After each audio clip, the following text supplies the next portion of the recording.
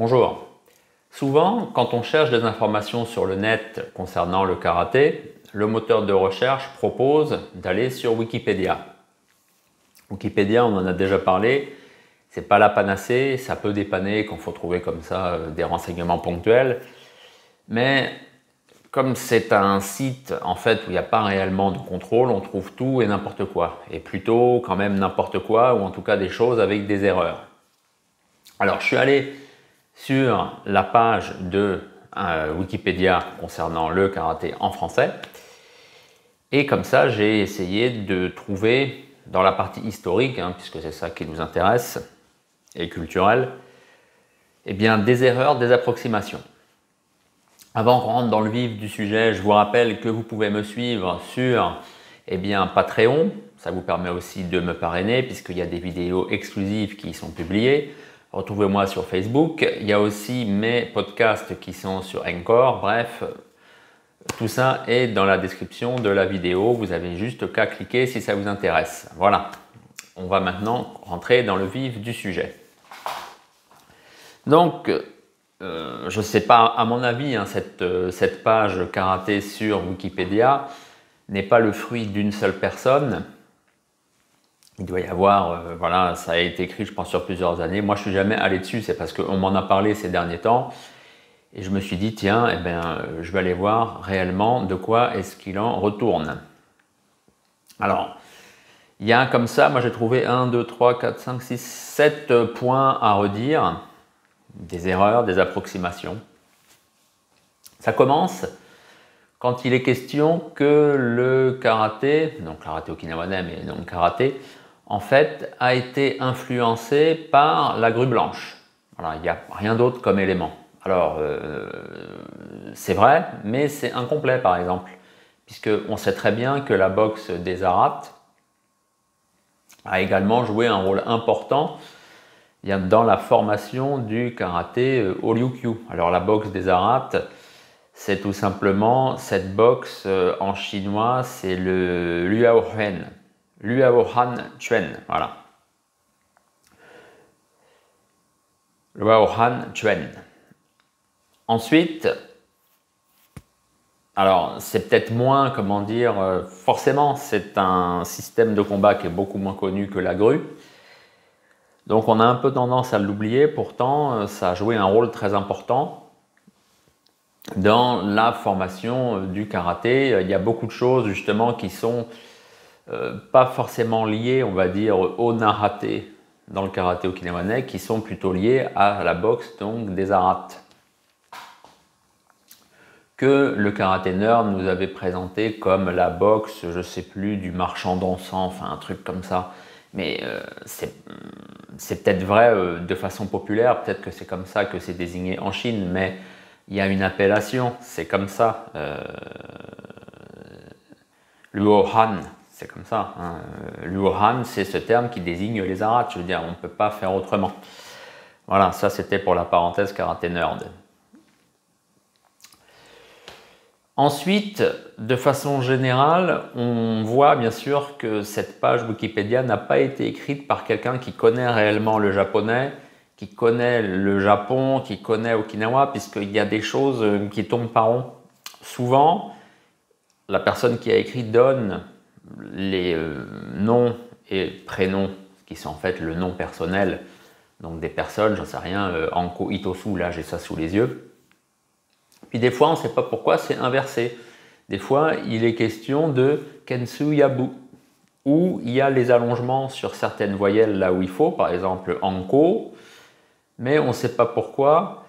Chomo, normalement, il y a aussi l'allongement sur le premier O dans Chomo. Là, ça y est pas. Donc, si c'était quelqu'un qui connaissait vraiment, il ne ferait pas l'erreur. Je veux dire, moi, l'erreur, bon, ça arrive peut-être des fois quand je tape vite, j'oublie, comme en français, des fois, on ne met pas l'accent sur un E. Bon. Mais on se relit, donc on corrige. Voilà.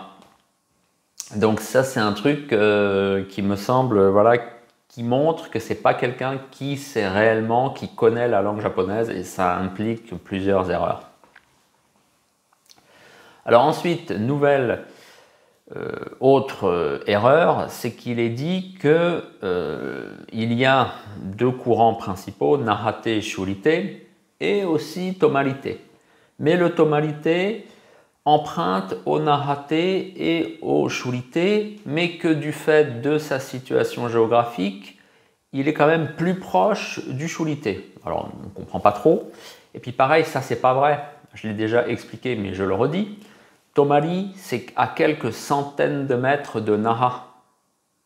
Mais Tomari jusqu'à Shuri, là on est limite en kilomètres quand même. Je pense qu'il y a 2-3 kilomètres, en plus ça monte, enfin voilà, bref. Donc, et puis de toute façon c'est absolument évident, le Tomalité est plus proche du Narate. Voilà, c'est comme ça. Si vous regardez réellement, la façon dans les katas, la corporéité, c'est plus proche du Narate que du Shurite. Voilà. Ensuite, nouvelle erreur, en 1935, il est écrit qu'il y a eu la réunion des grands maîtres et qui ont décidé que le karaté, ça allait plus être la main de Chine, mais la main vide. Alors déjà, ce n'était pas les grands maîtres qui se sont réunis d'eux-mêmes. Il y avait comme ça une sorte de table ronde, une séance d'entretien. Et ça, c'était pas en 35, c'était en 36. Alors je sais bien, on n'est pas un an près, c'est du factuel. Mais quand on écrit comme ça des choses sur Internet, sur Wikipédia, il faut que les choses soient précises par contre. Ensuite, nouveau souci, il est question à un moment des kobudo. Alors la personne dit le kobudo, bon moi je dis les kobudo parce que dans les kobudo c'est logique, il y a des armes, donc c'est voilà. Alors il nous est dit, là je le lis indirectement, c'est développé à partir d'outils agraires ou autres ustensiles de cuisine. Alors là je ne sais pas où est-ce qu'on est. Et donc il y a des exemples. C'est ainsi qu'on retrouve parmi les armes traditionnelles d'Okinawa le bo, le bâton de l'éleveur à de multiples usages. De l'éleveur. Waouh. Okinawa, c'est pas la Mongolie, c'est pas une terre pastorale. Okinawa, c'était une terre d'agriculture, de culture de la terre et de pêche dans une beaucoup moindre mesure. Mais non, il n'y avait pas, on n'est pas dans les Pyrénées avec des gens qui ont leurs brebis, ou je vous le disais, dans les steppes de la Mongolie, avec pareil, les gens qui ont leurs troupeaux de centaines de bêtes. Non, c'est pas ça. Enfin, je veux dire, là, il y a un truc qui tourne pas rond. Après, on continue. Nunchaku utilisé pour battre le blé et le riz. Non, surtout si on considère qu'il y a aussi une sorte de proto-nunchaku Okinawa qui s'appelle muge et qui est en fait le mors du cheval. C'est pas fait pour battre le riz. Et de toute façon, en Chine, d'où vient le nunchaku, le terme nunchaku, c'est d'origine chinoise. Eh bien, en Chine, il n'y avait pas, c'était pas cet usage-là. De toute façon, quand le nunchaku est arrivé à Okinawa, les Okinawanais ne s'amusaient pas à battre le riz avec le nunchaku tel qu'on le connaît. Non, ça c'est faux. Ensuite, sai, trident qui servait à faire un trou pour planter le plant de riz. Alors là, on est dans le délire complet. Donc sai, voilà, j'en ai pas un sous la main, mais vous voyez comment c'est. Et puis hop, on fait des trous et on met le riz dedans. Non, c'est bon, ça va. Tonfa, manche de meule, oui pareil, des tonfa, tonkwa, on appelle ça comme on veut, il y en a dans le Fujian et ils s'en servent bien, pour la pratique martiale. Ensuite, eku, alors eku normalement c'est eku, c'est la rame de la barque. On nous dit non, oui c'est une rame mais pas d'une barque en fait, c'est plutôt des pirogues. Voilà, beaucoup, vous voyez, d'approximations parce que la personne ne connaît pas le monde Ryukyu. Voilà.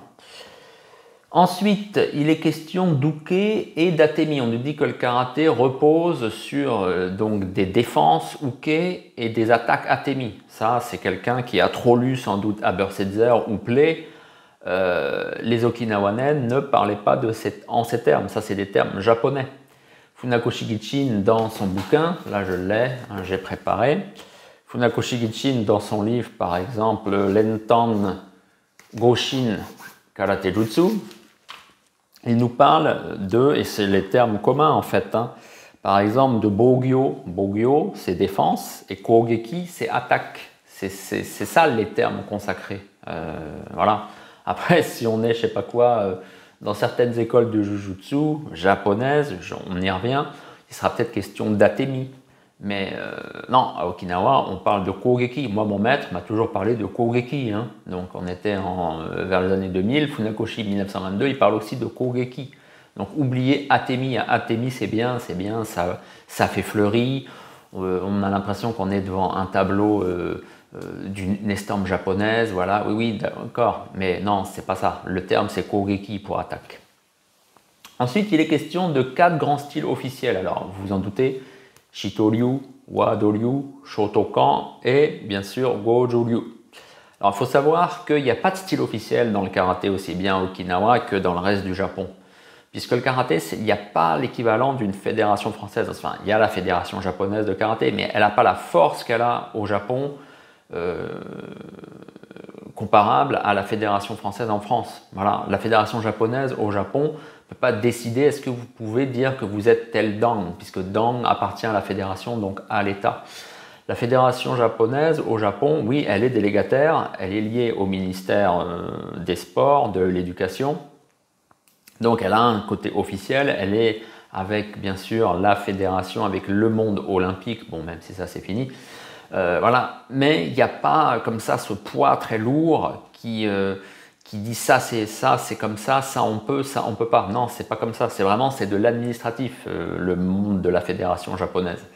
Et à Okinawa c'est pareil, il y a tellement de fédérations, alors maintenant ils essayent de regrouper tout ça un petit peu pour que ça parte moins dans tous les sens et qu'il y ait un peu un élan commun, toujours à des fins touristiques. Hein. Mais non, il n'y a pas, voilà, il n'y a pas de styles qui sont officiels. Ensuite, souvent dans le texte, il est question de tote ou de todi. Alors, aucun n'est bon. À ce moment-là, il faut dire tout simplement tode avec un D. Tode, ça c'est le japonais, c'est bien. Mais si on dit tote, là, ça ne va pas. Et si on met di, donc là on est plus dans l'okinawanais, c'est pas todi, c'est tu avec un U, hein, et c'est long, tu di. Et ça se prononce, donc le U se prononce un E un peu. Tu di. Donc ça c'est bien. Mais todi, il faut oublier, ça veut rien dire. Il n'y a aucun okinawanais qui dit ça. Et tote, pareil, aucun okinawano-japonais ne dit ça non plus. Tout ça c'est faux, c'est des erreurs.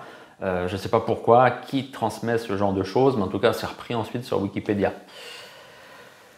Voilà, donc moi je ne suis pas historien, hein, vous le savez, je suis spécialiste d'Okinawa, je suis ethnologue, j'ai plusieurs années au compteur de vie à Okinawa, d'études à Okinawa, de pratiques dans pas beaucoup de dojos, puisque c'est pas voilà, je fais pas comme ça du tourisme, je vais pas butiner.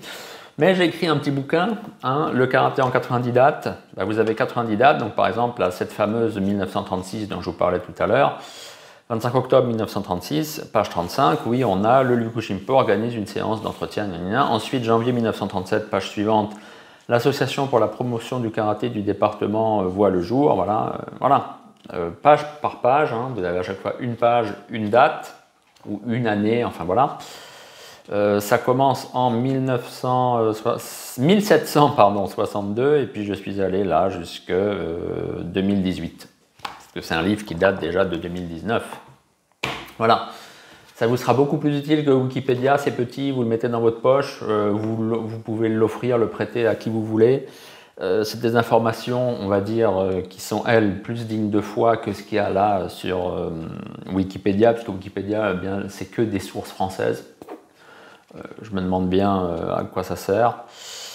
Moi, ma bibliographie, forcément, c'est que des ouvrages japonais, hein, puisque quand même, quand on s'intéresse à ça, bah, il faut avoir accès à des sources, pas primaires, hein, puisque je ne suis pas historien, je ne vais pas chercher les sources primaires. Moi, j'ai des sources secondaires, tertiaires, et puis voilà, et puis je rapporte ça dans un petit bouquin, sans prétention. Voilà, merci de m'avoir suivi. Je vous dis à bientôt pour d'autres vidéos. Et puisqu'on est en été, continuez de bien vous entraîner. J'en profite juste pour vous dire, pour finir, que mon prochain livre sort au mois de septembre. Donc vous pouvez le précommander avant. Retrouvez-moi sur Facebook pour tout ça. Comme je vous l'ai dit, il y a ma page Facebook qui est dans la description de cette vidéo. Vous pouvez me contacter à partir de là avec Messenger. Voilà, à bientôt!